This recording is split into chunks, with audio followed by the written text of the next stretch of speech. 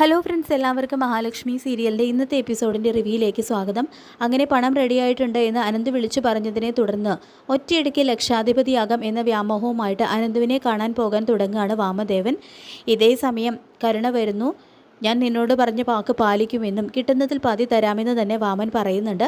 അമ്മാവൻ വന്നിട്ട് ഞാൻ തിരിച്ചു പോകൂ എന്ന് പറഞ്ഞുകൊണ്ട് കരുണ അവിടെ തന്നെ വെയിറ്റ് ചെയ്യാണ്. അങ്ങനെ വാമൻ ചെല്ലുന്നതും പണം പെട്ടിയിലാക്കിയിട്ടാണ് കൊണ്ടുവന്നിരിക്കുന്നത് എന്നും പിടിക്കപ്പെടുമോ എന്നുള്ളൊരു പേടിയുണ്ടെന്നെല്ലാം അനന്ത് പറയുമ്പോൾ ഇത് ആദ്യമായതുകൊണ്ടാണെന്നും പോകെ പോകെ ഇത് ശീലമായിക്കോളൂ എന്നെല്ലാം വാമന് പറയുന്നുണ്ട്.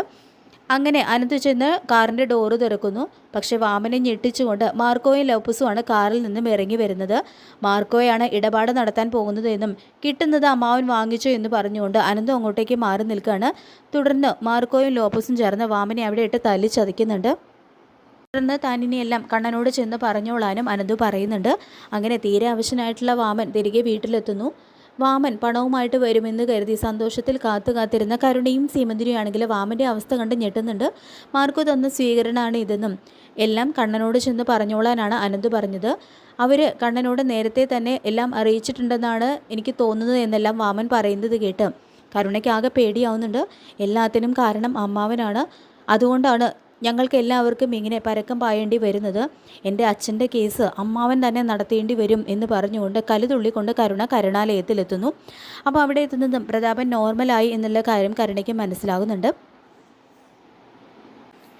തുടർന്ന് കരുണയെ ഞെട്ടിച്ചുകൊണ്ട് പ്രതാപന് സമനില തെറ്റിയ ഒരു അവസ്ഥയിൽ എല്ലാം കണ്ണനോട് തുറന്നു പറഞ്ഞിരുന്നു എന്നുള്ള കാര്യം മോഹിനി കരുണയെ അറിയിക്കുന്നു.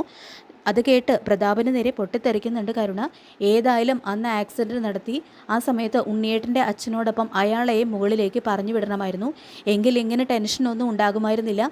മഹാലക്ഷ്മിക്ക് ഈ കാണുന്ന ഐശ്വര്യങ്ങളും ഉണ്ടാകുമായിരുന്നില്ല എന്നെല്ലാം ഇനിയിപ്പോൾ ഞാൻ അയാളുടെ മുന്നിൽ പഞ്ചപുച്ഛമടക്കി നിൽക്കേണ്ടി വരും എന്നെല്ലാം പറഞ്ഞുകൊണ്ട് കരുണ കല്ലുതുള്ളുമ്പോൾ ഇനിയിപ്പോൾ മോളൊന്ന് പൊടിക്ക് താണു കൊടുക്കുന്നതാണ് നല്ലത് എന്ന് പ്രതാപനും പറയുമ്പോൾ എൻ്റെ വിവാഹത്തിന് മുൻപ് എൻ്റെ ഏതാഗ്രഹവും അച്ഛനും മുത്തശ്ശിയും സാധിച്ചു തരുന്നിരുന്നു.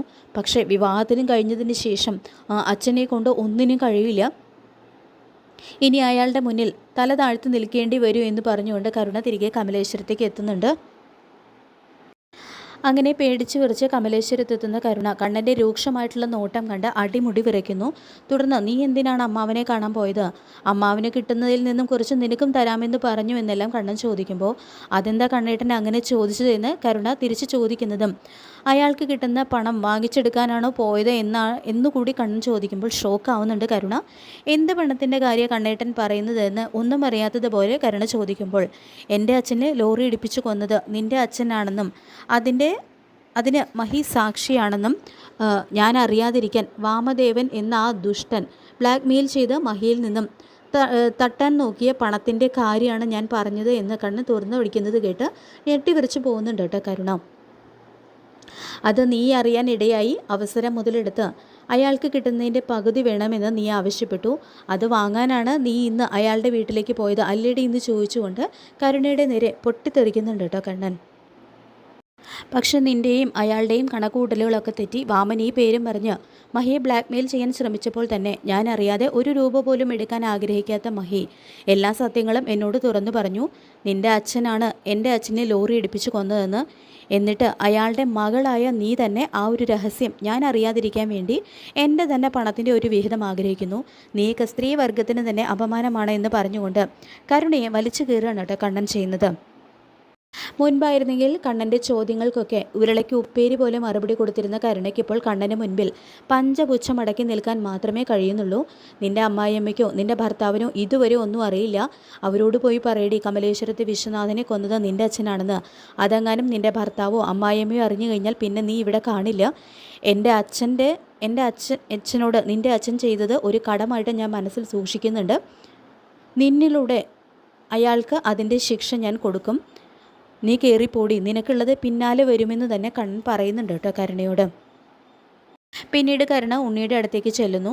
കരുണയെ കാണുന്നതും നീ അമ്മാവനെ കാണാൻ പോയിട്ട് എന്തായെന്ന് ചോദിക്കുമ്പോൾ അത് കേട്ട് പതറുന്നുണ്ട് കരുണ. അത് കാണുന്ന ഉണ്ണി അമ്മാവൻ പണം തന്നില്ല അല്ലേ? അറുത്ത കൈക്ക് ഉപ്പ് തേക്കാത്തവനാണ് എൻ്റെ അമ്മാവൻ. അങ്ങനെയുള്ള അമ്മാവൻ നിനക്ക് എന്തിനാണ് പൈസ തരുന്നതെന്ന് എനിക്ക് മനസ്സിലാകുന്നില്ല. ആ പണം കിട്ടിയാൽ ആഗ്രഹിച്ച സ്ഥലങ്ങളിലൊക്കെ ചുറ്റിക്കറങ്ങണമെന്നല്ലേ നീ പറഞ്ഞത്? എന്നെല്ലാം പറഞ്ഞുകൊണ്ട് ഉണ്ണി കരുണയെ കളിയാക്കുന്നുണ്ട്. അപ്പോൾ ഉണ്ണിയോടാണെങ്കിലും ഒന്നും തിരിച്ചു പറയാൻ കഴിയാത്ത ഒരവസ്ഥയാണ് കരുണയ്ക്ക്.